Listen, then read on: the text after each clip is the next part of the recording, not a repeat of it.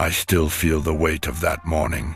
The morning I reached for Mjölnir and found nothing but empty air beside my sleeping couch. You understand what that means, don't you? The hammer that crushed mountains like eggs, that sent giants screaming back to their mother's bones, that made the very sky tremble. When I swung it gone, vanished, like smoke from a dying hearth. I stood there, naked as a newborn worm, my fingers closing on nothing. For a long heartbeat I thought I'd lost my mind.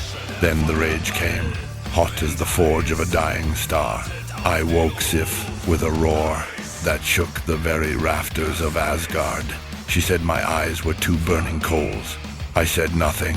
I couldn't. Without Mjolnir, I was just a red-bearded oaf with a bad temper and a chariot pulled by goats. And I knew, deep in my gut, that somewhere a giant was laughing. Loki found me pacing like a caged bear, cracking the floor stones with every step. He had that slithering grin, the one that makes you want to wring his neck. But I needed him. Your hammer, he said, is in Jotunheim. Thrym the giant has it buried 8 miles beneath his hall. He wants Freyja as his bride, or you'll never see Mjolnir again. Freyja, the most beautiful of the Vanir, with her golden tears and her feathered cloak. I laughed a bitter, ugly sound. Tell Thrym he can have my axe in his skull instead. But Loki, curse him, reminded me that without the hammer, I couldn't even crack a giant's toenail. So off I went to Freyja's hall, and when I asked her to marry a slobbering frost giant, she snorted like a mare and threw her necklace to the floor. I'd sooner die, she said, and I couldn't blame her. That's when Loki, that silver-tongued serpent, hatched the most humiliating idea in the history of the 9 worlds. You, he said, pointing that bony finger at my chest, will dress as Freyja. I thought he'd lost his mind. Me, Thor, the Thunderer, the giant slayer, wearing a bridal gown. I told him I'd rather eat my own hammer, but he just crossed his arms and smiled.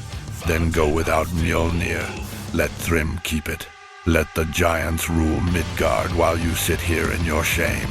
The trickster had me, so there I was, the god of storms, squeezing my barrel chest into a lace bodice. Sif tied a veil over my beard, my glorious red beard, mind you, and hung a bunch of jingling keys from my belt. I looked like a mountain trying to be a flower. The dark humor of it still makes my blood boil. We set off in my goat-drawn chariot, Loki dressed as my handmaid.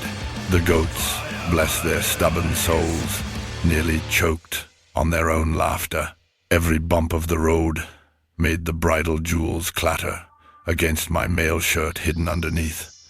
I remember thinking, if anyone from Valhalla sees me now, I'll never live it down. But fear not, no one did, because if they had, I would have killed them. When we reached Jotunheim, Thrym was waiting like a lovesick troll.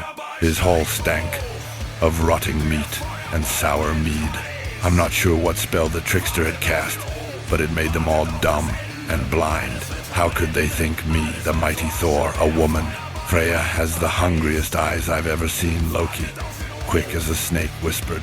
She hasn't slept for 8 nights. So eager for your embrace. 8 nights. I hadn't slept because I was dreaming of crushing his skull. The feast began. Thrym's giants piled the table with a whole roasted ox, mountains of salmon, and mead barrels big enough to drown a dwarf. And I, the bride, ate it all. 1 entire ox, 8 salmon, and all the sweetmeats meant for the women.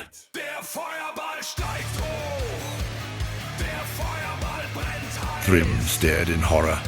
I've never seen a bride devour so much, he stammered. Loki leaned in again. She hasn't eaten for 8 days, so lovesick for you.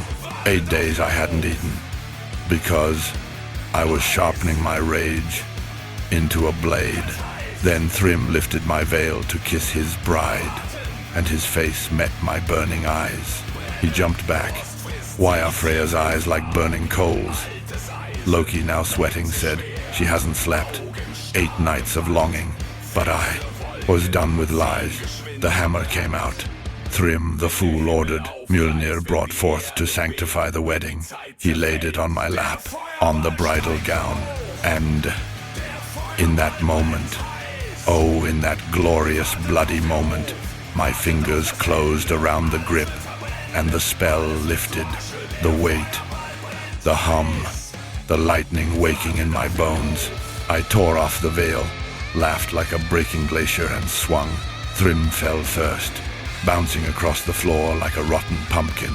Then his sister, who had the nerve to ask for a wedding gift. I gave her a gift of thunder to the chest. Then every giant in that hall. I painted the walls with what remained, stacking their bodies like firewood. Loki danced through the carnage, cackling. When it was done, when the last giant fell with a wet thud, I stood in the silence. Vengeance dripped from Mjolnir, but my bridal gown was ruined, torn, soaked, glorious. I looked at Loki and said, "Next time, I'm going naked." He laughed, but I didn't, because I learned something that night, something that still curdles my mead. Without my hammer, I am only half a god. The giants know it, the dwarves know it. Let them come. Let them steal my hammer again. I'll wear the dress. I'll eat the ox, and I'll laugh while their remains water the roots of Yggdrasil. That is the promise of Thor. Now bring me another barrel of mead. I've got memories to drown. Who's the guy in the wedding dress? Like the legend? Then smash like, subscribe, and hit the bell. Drop a myth you want next. Grateful you're here. From Epic Mythos Unveiled. Thank you.